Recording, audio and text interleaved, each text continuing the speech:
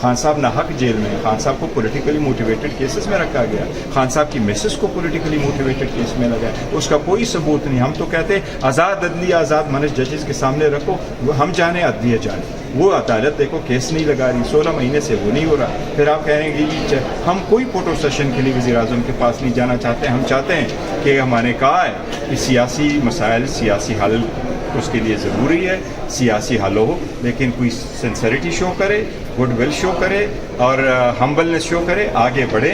ایک اسٹیپ پیچھے ہٹیں گے. آپ ایک اسٹیپ تو کیا، آپ نے تو جو ایک اسٹیپ جو تھا وہ بھی راستہ بند کر دیا. ہم جو سوچ رہے تھے کہ دو اسٹیپ پیچھے ہٹیں گے تو کوئی 4 فٹ کا راستہ بن جائے گا، تو جو پہلے والے راستے تھے آپ نے وہ بھی بند کر دیے. بیرسٹر صاحب بجٹ کے بعد حکومت کا کیا مستقبل نظر آ رہا ہے آپ کو؟ کیا اگلا بجٹ بھی یہ حکومت پیش کر سکے گی؟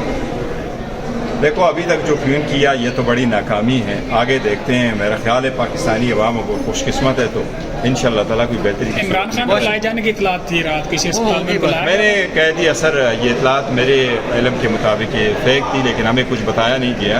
میں نے ضرور ریکویسٹ کی ہے جو کنسرن لوگ ہیں کہ کیا ایسا کچھ ہوا ہے، تو میرے پاس کوئی اطلاع نہیں ہے کہ یہ ایسا واقعی کس منہ میں. تو وزیر اعلیٰ جانچ کے لیے آ رہے ہیں پارلیمنٹ میں، صورت کیا ہو سکتی ہے؟ دیکھیں بات چیت یہی ہے، آپ بات چیت اگر کرنی ہے تو پوائنٹ تو بڑا سمپل ہے. ہم کہہ رہے ہیں کہ سیاسی مسائل کا سیاسی حل ہو، اپنا ایگو ختم کر دے اور آگے بڑھے.